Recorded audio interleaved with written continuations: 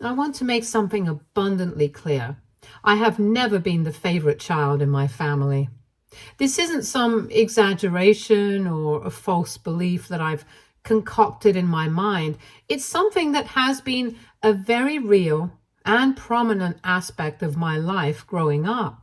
My parents never hid the fact that my younger brother's life held more value to them than mine. For context, my mother became pregnant with my brother just a year after I was born. While it wasn't a pregnancy they had planned in any way, my parents were still overjoyed at the idea of expanding their family. However, what started as excitement quickly transformed into anxiety when the doctors ran some tests and discovered the possibility of serious health issues with the baby. These weren't just some minor concerns, but significant enough that my parents were faced with the heartbreaking decision of whether or not to terminate the pregnancy. It was a difficult time for them, but they ultimately chose to continue with the pregnancy, fully aware of the challenges that might lie ahead. When my brother Jackson was born, their fears were realized. He had some significant heart defects that required immediate attention. My parents were devastated.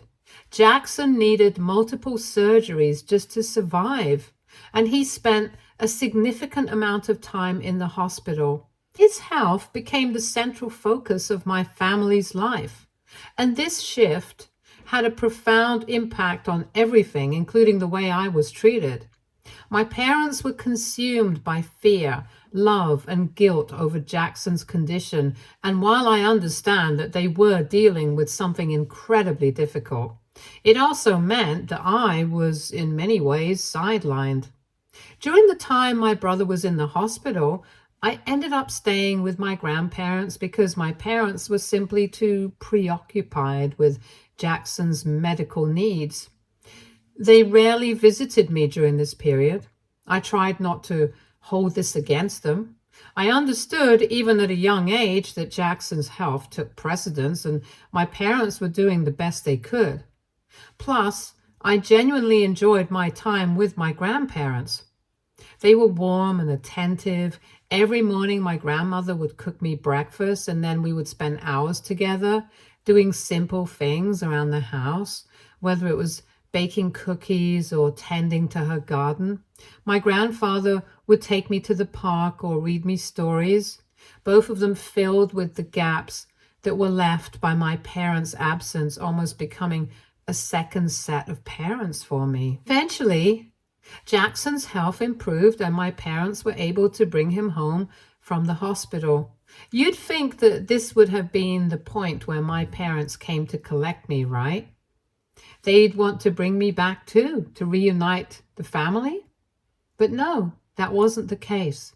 My mom, still overwhelmed by the stress of Jackson's recovery and the sheer exhaustion of managing a sick child, decided that she wasn't ready to take on the responsibility of two kids. She told my grandparents they would need to keep caring for me for a little longer. My dad, busy with work and trying to juggle the financial burden of Jackson's medical bills, didn't offer much help either. My grandparents, who truly loved having me around, didn't protest much.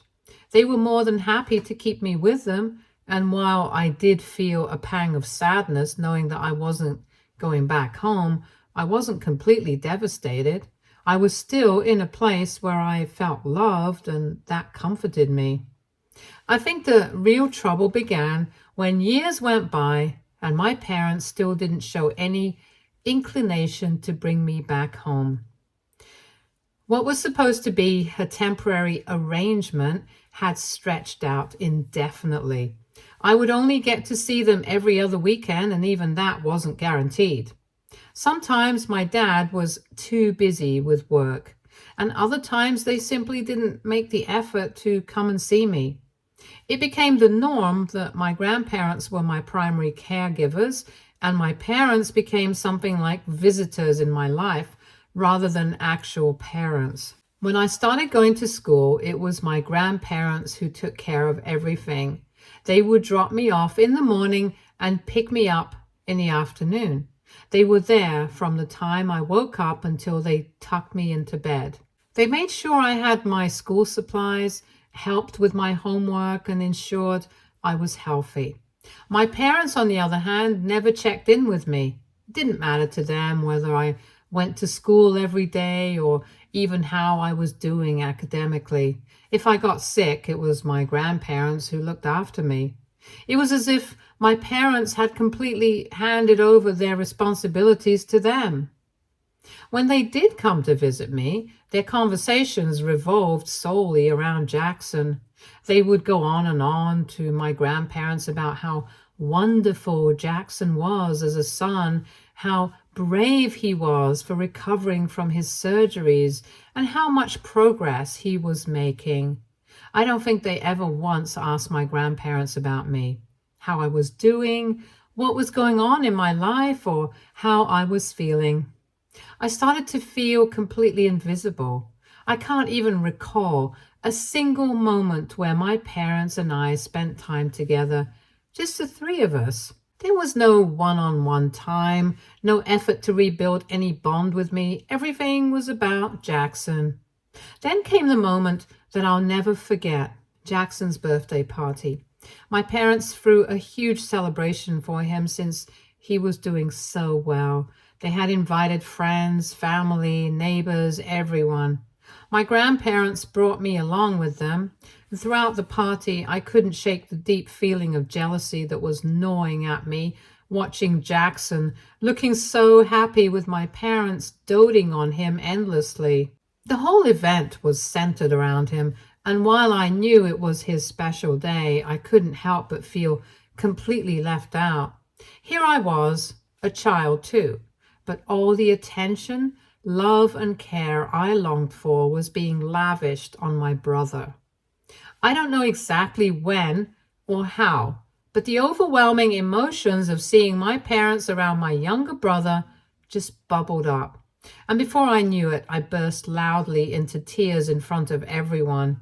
I remember feeling so ashamed in that moment, knowing that everyone could see me unraveling.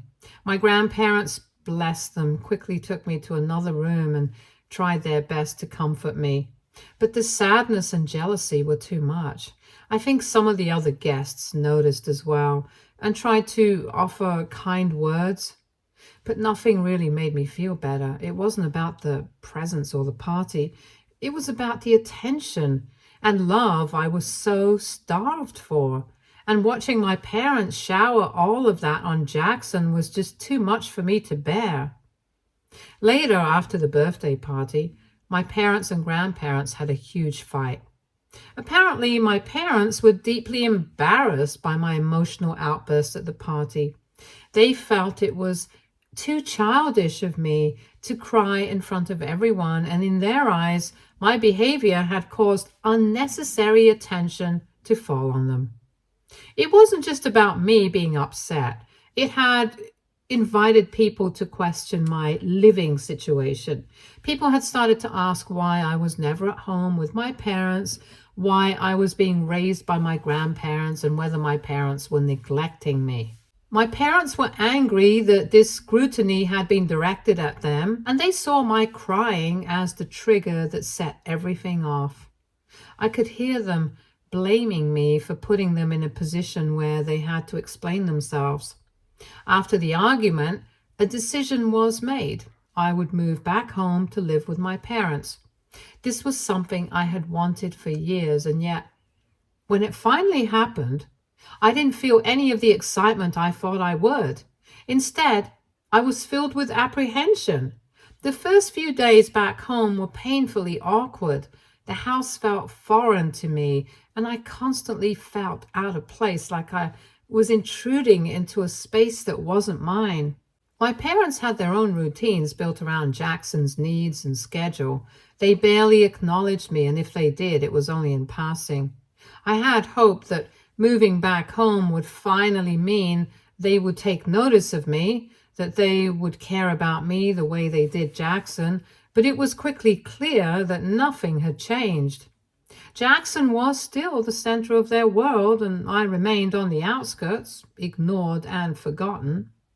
The only thing I was grateful for was that I had my own room. I spent most of my time there when I wasn't at school.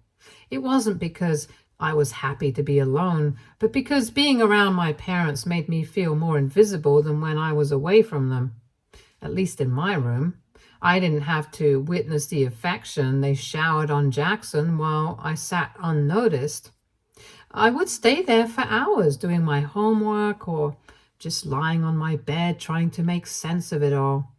Throughout my entire school life, my parents never showed the slightest interest in my education or achievements. Not once did they ask about my homework, nor did they ever attend any of my awards ceremonies. Even when I participated in school plays or extracurricular activities, they simply couldn't be bothered to show up or even acknowledge that I was involved in anything. It was as if nothing I did mattered to them. Despite their complete disregard for my accomplishments, I made sure to excel in school. The few times my grandparents tried to step in and remind my parents of my successes, it was met with either silence or outright dismissal. They would encourage my parents to show some appreciation or even just a bit of pride in me. But my parents would either ignore the comments or scoff as if it was of no consequence. It hurt to see how little they cared. What made it even worse was the contrast in how they treated Jackson. Jackson has never performed well academically. He struggled in school and often got into trouble. He would bring home poor grades, and sometimes his teachers even called home about his behavior. But none of that seemed to faze my parents. They never held him accountable for his lack of effort, and they certainly didn't discipline him. If he ever did remotely average on a test or managed to achieve anything small, my parents would celebrate as if it were a monumental achievement. They would order pizza or take us all out to his favorite restaurant, making it a big family event. When I finally graduated high school and got accepted into college, I was fortunate enough to earn a partial scholarship. Even though it covered some of the costs, I was still nervous about how I would manage the remaining expenses. At the time, I asked my parents if they had set up any kind of college fund for me. Part of me already knew what the answer would be, but I had to ask. As expected, they immediately informed me that all the money they were saving was for Jackson only. They said he was the youngest and that he would need to be taken care of in the future. My father bluntly told me that as the oldest, I should learn to take care of myself. He did offer to help me apply for an education loan, which I would then have to pay off later when I got a job. It was incredibly painful to hear that my own parents continue to not prioritize me. While other parents are generally excited and proud to help their children start their journey into adulthood, mine were basically telling me I was on my own. Thankfully, my grandparents had seen this coming long before I did, and they had been quietly planning for my future. They had set up a trust fund for me in secret years ago. When they finally revealed this to me and told me how I never had to worry about college, I was in complete shock. I couldn't believe that someone had actually cared enough to do something like this for me. I cried tears of joy because for the first time I felt truly supported. It felt surreal. No one had ever gone out of their way to look out for me in this way. And here were my grandparents, who not only saw my potential, but had taken steps to ensure I could go to college without having to worry about the financial burden. But when my parents found out about the trust fund that my grandparents had set up for me, they didn't share in my joy or relief. Instead of being happy for me, they immediately turned the conversation towards Jackson. Their first response was to ask my grandparents if they had also set up a trust fund for him. My grandfather calmly pointed out that they had decided to take care of me specifically because my parents had always prioritized Jackson, and they had seen for years how I had been overlooked, and they wanted to make sure I had the chance to succeed without being held back. Of course, this did not sit well with my parents. They saw it as unfair, and they immediately started a heated argument with my grandparents about how both grandchildren should be treated equally. They accused my grandparents of playing favorites and insisted that Jackson deserved their money too, simply because he was the youngest in the family. They couldn't accept that my grandparents had chosen to help me because they recognized how neglected I had been all these years. It was like my parents were blind to the fact that they had already spent Jackson's entire life treating him like the center of the universe. Despite the pressure and accusations, my grandparents stood their ground. They didn't back down or let my parents manipulate the situation. They explained that this wasn't about favoritism. It was about ensuring that I had the same opportunities Jackson was already being given by my parents. My grandparents had made their decision out of love and fairness because they knew that I hadn't been given the same attention and support that Jackson had always received. Seeing that they couldn't sway my grandparents, my parents then turned their efforts towards me. They tried to guilt me into sharing some of the trust funds with them, insisting that I should invest in Jackson's future when it came time for him to go to college. They framed it as if I was being selfish by keeping the money for myself, even though it wasn't my money to give away. It was my grandparents' gift to me. I refused. I told them that it wasn't my responsibility to provide for Jackson's education, especially when they had already made it clear that their financial priorities were always with him. My parents were furious with my decision, but there was nothing they could do. For once, they didn't have the upper hand. I wasn't going to give away what had been given to me out of love and care, just because they thought Jackson deserved everything. It was a painful moment, realizing that even in this, my parents couldn't be happy for me. But it was also empowering because I finally understood that I had to stand up for myself, even if it meant going against my parents. As a result, after I left for college, my relationship with my parents became virtually non-existent. They stopped pretty much all communication with me as they continued to believe what I did was selfish towards my brother. Jackson and I had also never been close. He was comfortable being the favored child, and with me out of the house, he didn't have to compete for our parents' attention. He never once called me to check in or visited me during my time in college, which wasn't surprising, but still hurt. The only people who truly cared and remained in my life were my grandparents. They were my emotional support, the ones who always checked in on me, encouraging me and making sure I didn't feel entirely abandoned. But then, during my third year of college, my world was turned upside down. My grandfather passed away unexpectedly after suffering a heart attack in his sleep. His death shattered me. It was, without a doubt, the darkest time of my life. I stayed with my grandmother for several days as we both grieved together. It was an unimaginable loss for the two of us. My grandfather had been a father figure to me in every way that mattered, and losing him left a gaping hole in my heart.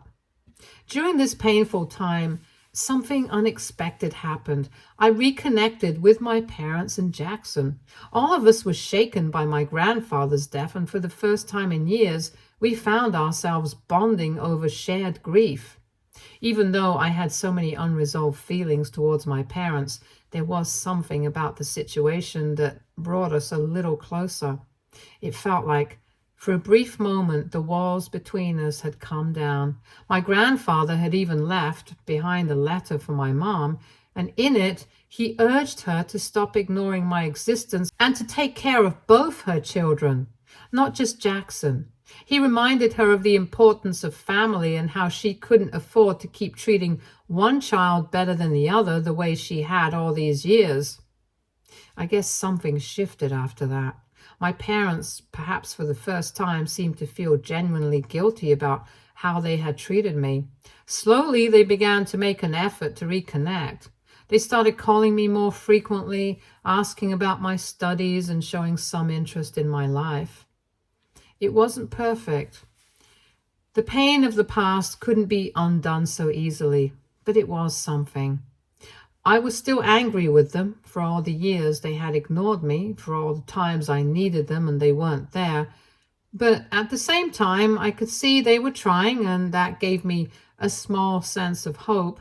I wanted to believe that they could change, that maybe, just maybe, they were starting to realize their mistakes. When I finally graduated from college, my parents actually showed up for the ceremony. They took pictures with me. Proud smiles on their faces. It felt surreal to have them there, considering all the years they hadn't even acknowledged my achievements. After the ceremony, we all, my parents, Jackson, my grandmother, and I, went out for lunch to celebrate. It was one of the rare moments when I felt like we were a family, even if only for a little while. For once, I wasn't invisible to them, and that small act of acknowledgement meant more to me than I could express. This year, after landing my first proper high-paying job and receiving my big paycheck, I wanted to do something special to celebrate. I thought, why not share this moment with my family? I hadn't had much time with my parents growing up, so I decided I would surprise them with something meaningful. A cruise trip. Just the three of us. No distractions, no obligations, just quality time together to make up for what we had missed over the years. I knew deep down that I craved their attention even after all these years of feeling overlooked. As for Jackson, I planned to buy him something nice later so he wouldn't feel left out. I wanted this to be a surprise for my parents, so instead of informing them over the phone, I booked a reservation at a fancy, expensive restaurant where we could have a nice dinner and celebrate. When I called my parents to invite them, they seemed excited, thrilled even, about visiting the restaurant. They promised they would be there on time. But when I arrived at the restaurant right on time, my parents were nowhere to be seen. At first, I tried to give them the benefit of the doubt. Maybe they were caught in traffic or running just a little late. But after 15, 20, then 30 minutes had passed, I started to get nervous. I called them multiple times, and it wasn't until the fifth call that they finally answered. My dad casually mentioned that they were finishing up some last-minute errands as if it was no big deal, and that they would be reaching the restaurant soon. Annoyed, but still hopeful, I stayed at the table waiting for them to arrive.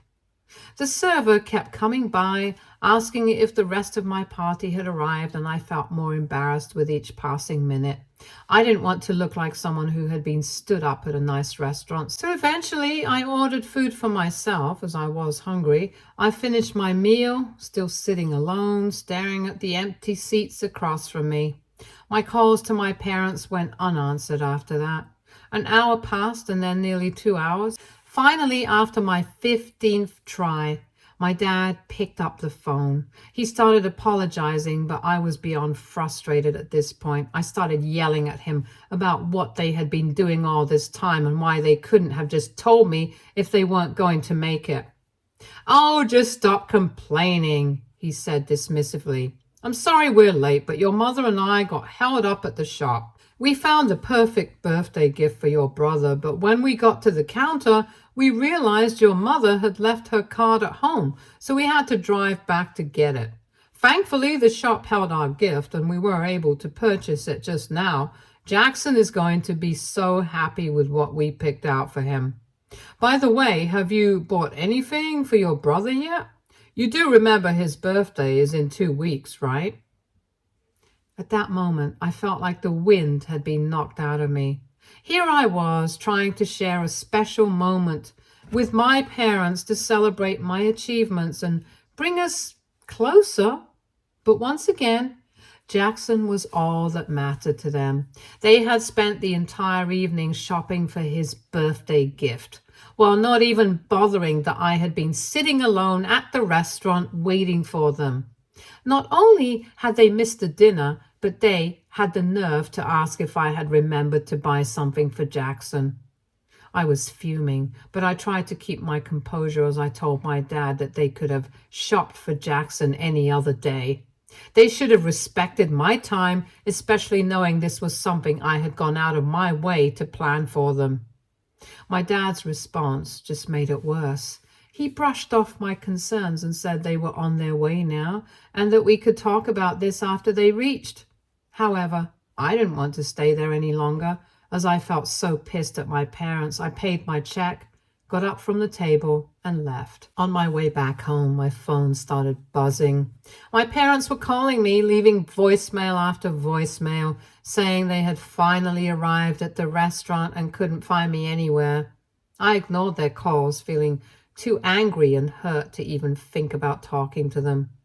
Later that night, my mom sent me a series of messages. Instead of apologizing or acknowledging that they had messed up, she attacked me. She called me rude for not being there when they finally arrived, as if I was the one who had wasted their time. She had the audacity to say that this was why they didn't care about my irrelevant plans in the first place, since I was always so hot-headed, and how they were right to have gone shopping for Jackson because his gift was more important to buy anyways. According to her, their priorities were perfectly justified, and I was the one in the wrong for getting pissed at them. Reading her messages, I felt a wave of hurt and anger again. I had poured my heart into planning something special, and all I got in return was the same disregard I had felt my entire life. I just couldn't keep dealing with their hurtful words and their constant disregard for my feelings. After everything I had done to make this moment special, I was left feeling more alone than ever, realizing that no matter what I did, Jackson would always come first and I would always be an afterthought. I blocked her without bothering to send her a reply. AITA for leaving the restaurant and not waiting around for my parents after they did not show up. Update 1. The reason I bought the cruise tickets in the first place was because my parents had been showing some significant changes in their behavior after my grandpa's death. I thought they finally saw me as a human being and as their child, but I guess I was wrong again. I'm glad my eyes are open now, and from today onwards, I'm done trying to beg and cry for their attention. I will be blocking both of them on my phone. Now, coming on to the update, it seems my parents have filled Jackson in on the whole incident, and he called me this week to discuss everything. My brother believes that what our parents did wasn't wrong and that I should have respected them enough to wait for their arrival instead of leaving at the last minute. He mentioned how our parents were very disappointed in me and had reached out to him to complain about my actions. He asked me to attend his upcoming birthday party so I could apologize to our parents. But I declined his invitation and asked him to leave me alone for the time being. He did try to argue with me further, but I firmly reminded him that my relationship with our parents had nothing to do with him, and he would never understand what I was going through. Update 2. So it's been a month since my last update, and for everyone asking, I did consider canceling my cruise tickets, but then I realized I had spent a significant amount of my paycheck buying them, so I should make better use of it. Hence, I decided to take my best friend and my grandma with me on the trip instead of my parents. Suffice it to say, the three of us had a wonderful time, and I pretty much forgot about all the drama with my parents. This trip was a well-deserved break for all of us. However, after the trip, when I posted a few pictures from our cruise, I started receiving messages from my dad on Facebook calling me selfish and ungrateful for taking Grandma on the trip and not inviting them either. I had forgotten to block my parents from Facebook since I thought they hardly ever used it.